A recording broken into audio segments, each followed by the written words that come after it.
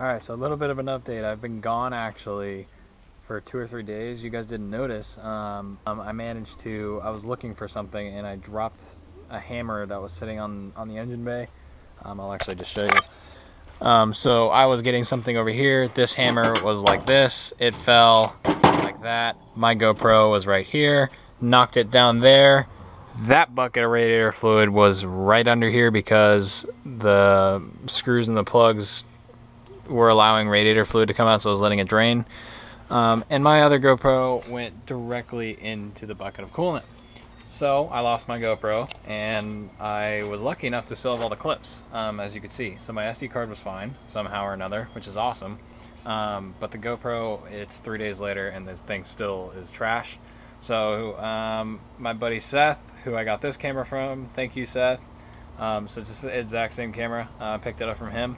So now I can continue filming with this truck. So nothing's stopping here. I'm getting ready to go ahead and I'm putting all the spark plug wires back on, getting ready to really hook everything back up. I finished putting the alternator back on and all the belts. That's what you didn't see because I was doing it without a camera. And so now I'm gonna go ahead and finish this up, get some new gaskets for the valve covers and the carburetor, and I'll start putting everything really back together to where we can almost get ready to fire this thing. And then to top that off, after the whole radiator fluid incident with my camera, I decided, well, I might as well not waste my time working on the truck without a camera. So I went ahead and hung out with my friends, and running around barefoot, I managed to cut my foot on, I have a wrap on it now, but I managed to cut my foot on a rock and ended up with 6 stitches in my foot right now, which sucks because now it's the second day, and from when I got my stitches in, it's 10 days to when I get them out. And that means it's 10 days I can drive my truck. I can't drive my own 71 F100, which is a 3-speed on the column with a really stiff clutch. This is my clutch foot. I can't drive my truck for 10 days, which really kind of sucks. But that's why I'm trying to fix this one. This one's an automatic. I can drive this one. So that's why I'm really going to start. It's kind of hard to walk, but I'm really going to try to work on this as much as I can so I can get this thing done. So we'll go ahead and we'll start picking it back up where we were, and then I'll start reassembling this thing.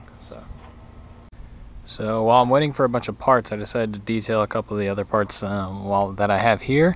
And so these are all the vacuum lines that go to the distributor and other parts in the manifold. As you can see, they're really like old and crusty and just nasty looking. But I'm not going to replace them because there's no cracks. They're fine. So I'm going to go ahead and restore them. So this is what it looks like when they're restored. And all I did was take some regular Armor All, spray it on a paper towel, and just wipe it down the surface. And that just takes these hoses and makes them look brand new. Actually makes them look better than brand new, because then they got the shine to them. And it actually makes them really rubber. So these lines are fine now. And I'm going to go ahead and finish these ones up, and then get ready to put them on. There, now all the hoses are all cleaned up. They look pretty good. Actually looks super good. And the nice thing about not necessarily replacing them as a whole is I can see like they have bends in them, so I know it'll help me figure out where they go, and it'll also, I don't have to reintroduce and stretch old or newer lines to match these old bends. So that should be helpful. So yeah, we'll go ahead and we'll start putting these back on.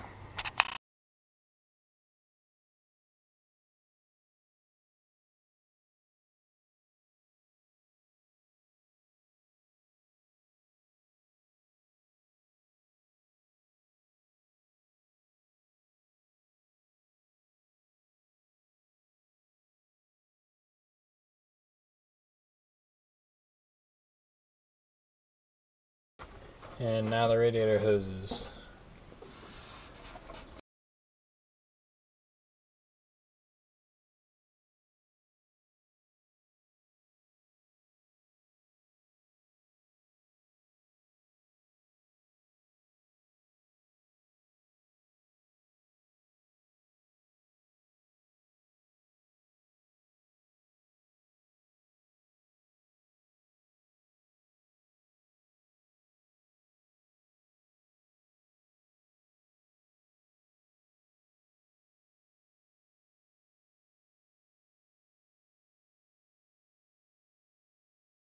So these are done, and these look really good. Shout out to Sean for doing such a good job on the paint. I stepped on them and they're a little dirty, but yeah, look at that. It looks good, real good. All I already put them on the engine to mock them up, and they look amazing. The nice thing about this Felpro gasket is because that's all I use is Felpro for these gaskets. It's a nice rubber one, so whoever gets this, if they let it sit over time, it won't degrade like cork will. That's why I do doing the rubber one. And then, but yeah, they all fit.